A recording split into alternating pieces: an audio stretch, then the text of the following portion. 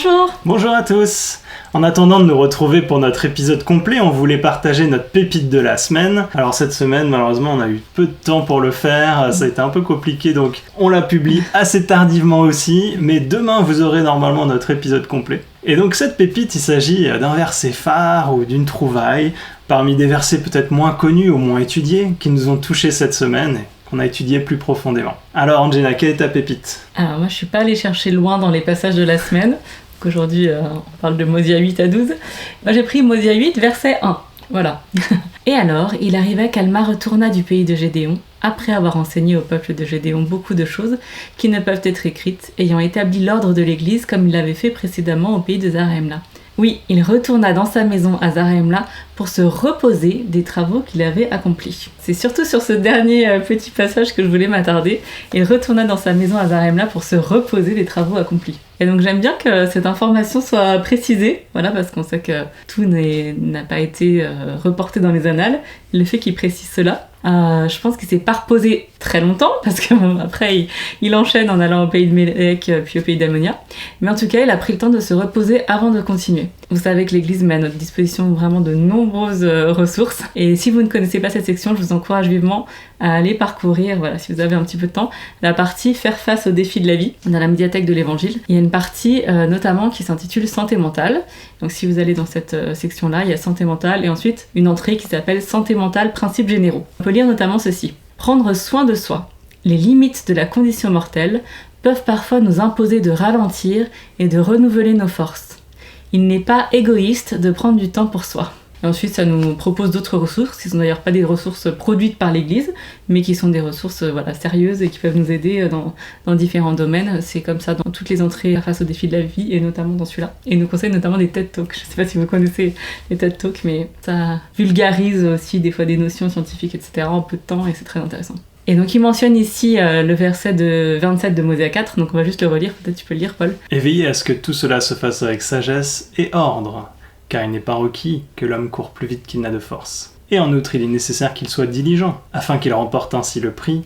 C'est pourquoi tout doit se faire avec ordre. Donc juste une petite parenthèse sur l'équilibre. Alors des fois on va dire voilà, il s'est reposé et qu'on doit chercher un peu l'équilibre dans notre vie. Donc je sais plus où c'était, mais j'ai lu un jour qu'il était inutile de rechercher l'équilibre, mais peut-être qu'on devrait plutôt rechercher l'harmonie. Ouais, d'ailleurs, sur l'équilibre, je sais pas si tu vas le dire, mais moi j'avais été vraiment choqué parce qu'une fois il y a un 70 qui est venu et il a dit l'équilibre n'est pas un principe de l'évangile. Avoir une vie équilibrée, mais c'est même pas possible en fait. Cherchez pas, vous pouvez pas avoir autant de temps pour votre appel, pour votre famille, pour votre travail, c'est pas possible. Tout à fait, c'est ce que j'allais dire, parce qu'effectivement quand on pense à équilibre, on pense à la fameuse balance à deux plateaux, et on s'imagine qu'il faudrait essayer d'apporter peut-être un temps ou une attention égale à différentes choses, or c'est totalement impossible. Donc déjà il faudrait une balance qui est au moins 4, 5, 6 plateaux pour pouvoir y arriver, parce qu'il n'y a pas que 2 choses prioritaires dans notre vie. Et du coup j'ai beaucoup aimé l'illustration de l'article que je vais vous citer juste après. En tout cas ça m'a parlé parce qu'on voit justement une de ces fameuses balances à plateau, mais avec 8 différents éléments posés dessus. Donc voilà, c'est pas une balance réaliste de la physique.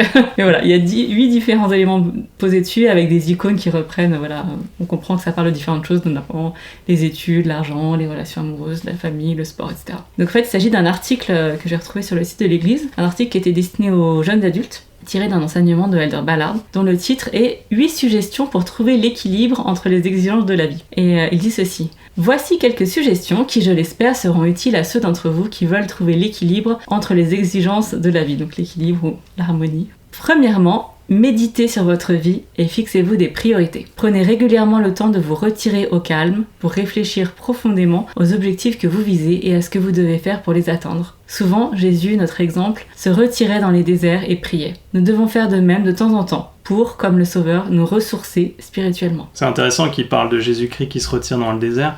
Cette semaine, dans une réunion que j'ai eue, on a eu le droit d'avoir une petite pensée spirituelle sous forme de vidéo qui était géniale, où il parlait justement de cet équilibre, du fait qu'on commence tous la journée avec comme un téléphone à 100% d'énergie, puis ça réduit, et à la fin on n'en peut plus et on rentre chez nous et on est cassé.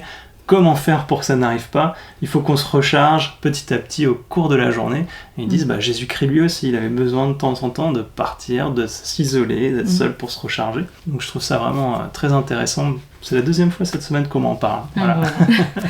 Et donc je vous passe les différentes suggestions qui sont très intéressantes évidemment de Elder Ballard. Et à la fin il dit ceci. Enfin, je vous suggère de prier souvent. Vous discernerez chaque jour les bons choix à faire en priant constamment et sincèrement. Quand je suis en harmonie avec l'esprit, j'arrive beaucoup plus facilement à tout équilibrer dans ma vie. Je me rends bien compte qu'on pourrait encore faire d'autres suggestions. Cependant, je crois qu'en nous concentrant sur quelques objectifs fondamentaux, nous avons plus de chances de bien faire face aux nombreuses exigences que la vie nous impose. N'oubliez pas que la démesure en quoi que ce soit peut nous faire perdre l'équilibre. Il faut dire aussi que ne pas consacrer assez de temps aux choses importantes aura le même effet. Le roi Benjamin a conseillé de tout faire avec sagesse et ordre, Mosia 4.27 qu'on a lu tout à l'heure. Et donc j'ai trouvé un autre article très intéressant, donc pareil, je ne pourrais pas tout vous lire. Il s'intitulait « Rechercher l'équilibre dans la vie » par Donald Alstrom des 70. L'un des passages dit ceci. Principe de l'équilibre. Il peut être difficile pour chacun de nous de mener une vie équilibrée. Il n'existe pas de modèle précis qui fonctionne pour tous, et même nos propres plans peuvent changer au cours des différentes phases de la vie. Cependant, la recherche de l'équilibre, qui nous permettra d'accorder un temps et des efforts adéquats, donc elle dit adéquat pas égaux, mais adéquats, à tout ce qui est vraiment important, est essentiel pour réussir dans notre mise à l'épreuve de la condition mortelle. J'ai trouvé ça intéressant, vraiment, cette phrase. Trouver cet équilibre, cette harmonie sur les efforts et l'attention à accorder à différents moments de la vie, à différents sujets prioritaires, c'est vraiment important pour réussir dans notre mise à l'épreuve de la condition mortelle. Nous ne pouvons négliger certaines responsabilités fondamentales sans en subir de graves conséquences. Et ensuite, il nous donne, lui, ce qu'il appelle les 4 perches essentielles de la vie. Quelles sont les perches essentielles de notre vie ? Je vous en propose 4. Notre amour pour notre Père Céleste et son Fils, la charge de notre famille, notre service du Seigneur et le travail temporel de notre vie.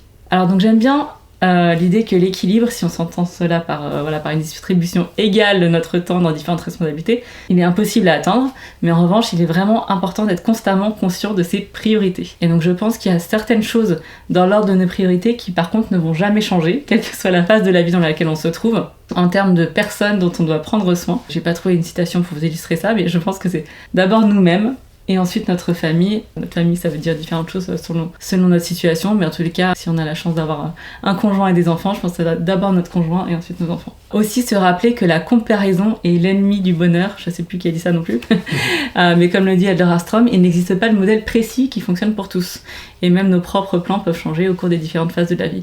Alors ne nous comparons pas, nous n'avons pas tous les mêmes capacités, la même énergie, le même niveau de maturité spirituelle, et donc on n'aura pas tous besoin de nous reposer au même moment, ni de la même façon. Alma, il est rentré se reposer, et d'autres auraient peut-être continué, auraient fait la tournée complète d'un coup en enchaînant Zarahemla, Gédéon, Mélec et Ammonia. Lui, il a eu besoin de faire une pause au milieu. Et donc rappelons-nous aussi, comme je l'ai lu au début, que les limites de la condition mortelle peuvent nous imposer de ralentir et de renouveler nos forces. Il n'est pas égoïste de prendre du temps sur soi, parce qu'on voit qu'il est acceptable de se reposer quand on en a besoin, comme elle me l'a fait.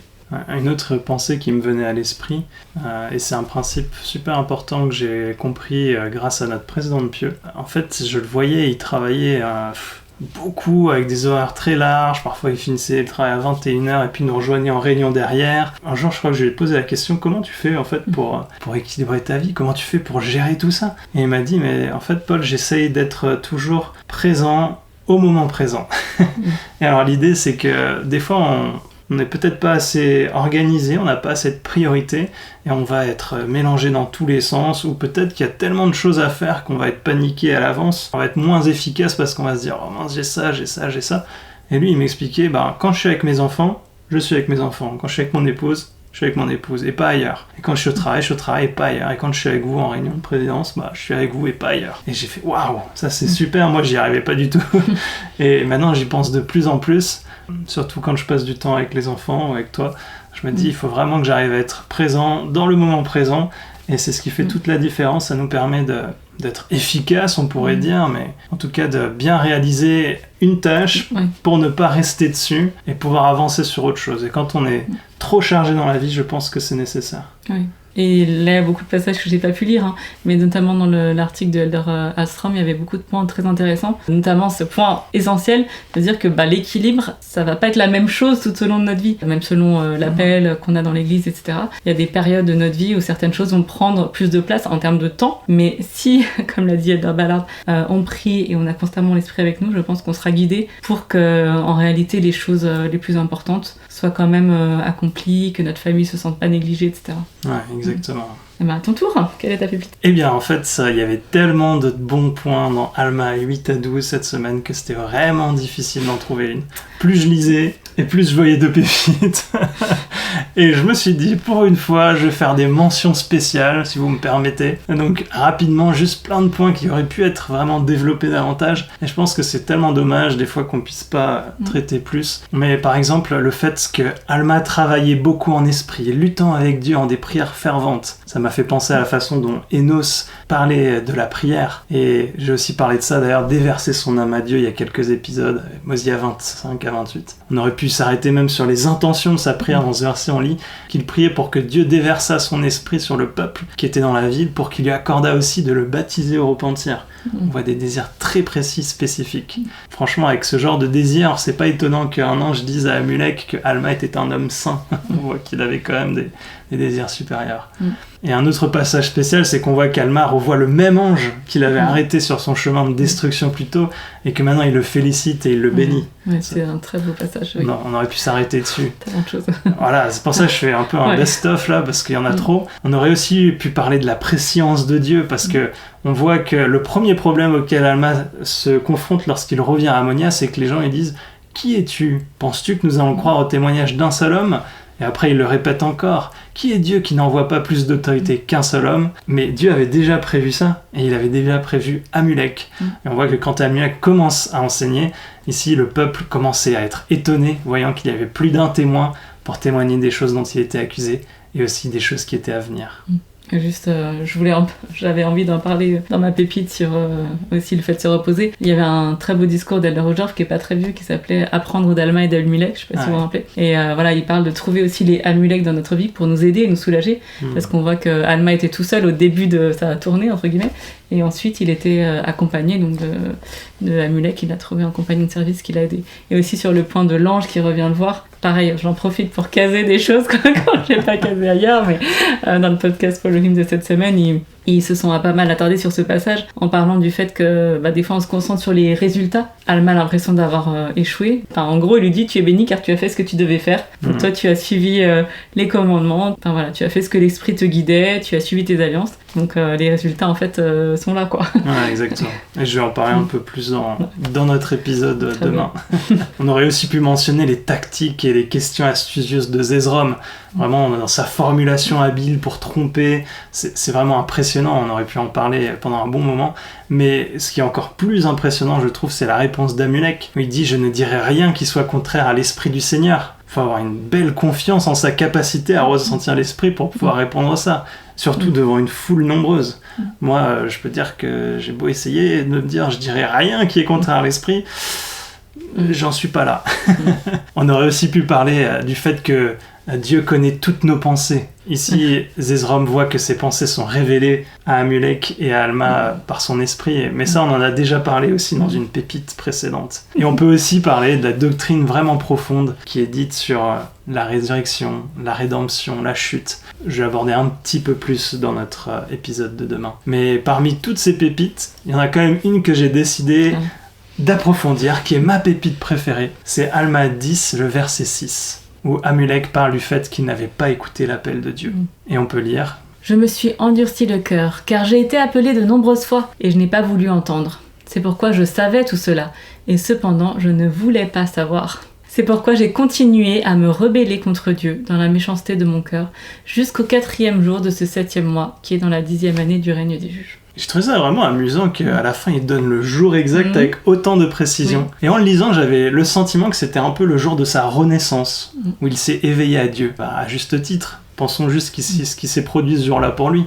Il a vu un ange qui lui a dit d'héberger un homme saint, un prophète.